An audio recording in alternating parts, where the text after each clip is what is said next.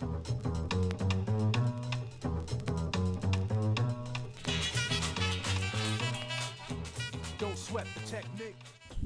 je viens de terminer mes séances de la journée. Donc là, j'ai fini avec les collégiens. Avec les élèves, de quoi on a parlé? On a surtout parlé de priorité. Je leur ai montré le livre Priorité aux priorités. Donc, je t'en avais parlé dans un vlog précédent. Voilà. Tu as ici un tableau qui représente les différentes, la classification des tâches en fonction de la priorité à leur donner. Donc, tu as les tâches qui sont... Donc ici, c'est la ligne de tout ce qui est important. Et là, c'est la ligne de tout ce qui n'est pas important. Là, c'est la colonne de tout ce qui est urgent. La colonne de ce qui n'est pas urgent. Donc ici, c'est important et urgent. Ici, c'est important, c'est pas urgent. Ici, c'est pas important, mais c'est urgent. Ici, c'est pas important et c'est pas urgent. D'accord? Donc, en gros, ça, tu dois l'oublier. Ça, tu dois le déléguer. Ça, tu dois le planifier. Et ça, tu dois le faire. Puisque c'est important et c'est urgent, il faut le faire tout de suite. Donc, je leur ai parlé de ça pour... D'ailleurs, avec les terminales, c'est surtout avec les terminales que j'en ai parlé, surtout concernant l'orientation. Parce que, qu'est-ce qui se passe? En fait, l'orientation, c'est important, mais en fonction de la classe, c'est pas urgent. Jusqu'à la troisième, c'est pas vraiment urgent. En quatrième, on commence à t'en parler, on te pose de temps en temps la question et on te laisse passer. Et de toutes les façons, je te le répète, la pire question qu'on peut poser à un gamin, c'est quel métier tu veux faire plus tard. Surtout aujourd'hui, où personne ne fait un seul métier. Donc, quand tu lui demandes quel métier il veut faire plus tard, sur quoi il se base pour choisir le métier, sachant qu'il y a une infinité de métiers différents.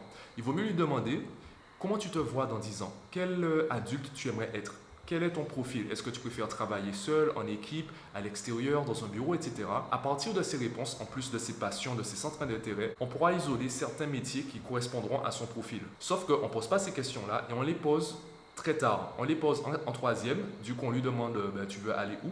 S'il a le niveau, l'élève répondra seconde générale, puisque je ne sais pas trop quoi faire. Et tu verras en fait, la plupart des élèves qui vont par exemple en plomberie, en électricité, etc., c'est pas qu'ils sont passionnés par ça, c'est qu'ils n'ont pas le niveau pour aller autre part. Du coup, ils descendent. D'abord, ils testent général, on leur dit non. Du coup, professionnel, on leur dit non, CAP, etc. C'est une orientation vers le bas au lieu d'être une orientation vers le haut ou une orientation ciblée. Du coup, ils arrivent au lycée.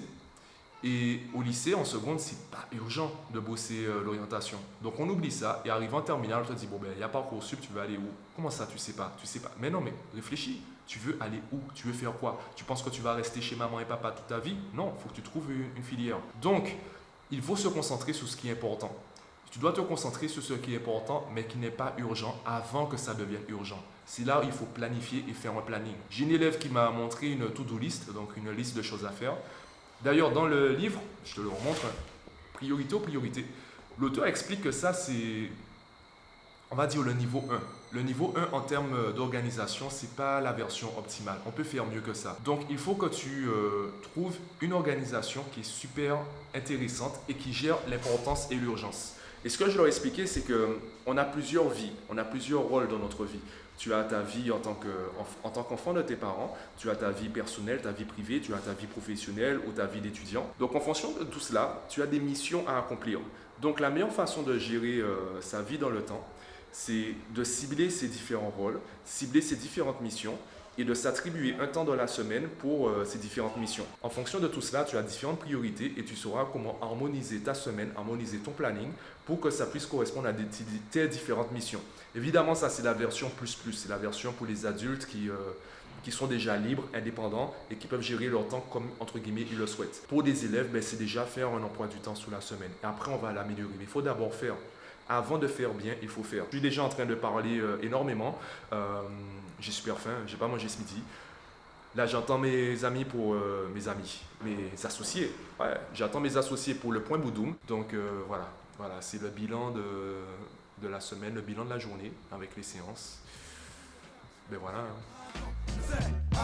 Je fais mon job à plein temps, 24/24 mon grand, je fais mon job à plein temps, c'est vrai, je fais mon job à plein temps, tous les jours, gars, je fais mon job à plein temps, tu sais, je fais mon job à plein temps, et puis, en plus de ça, mec, tu sais que...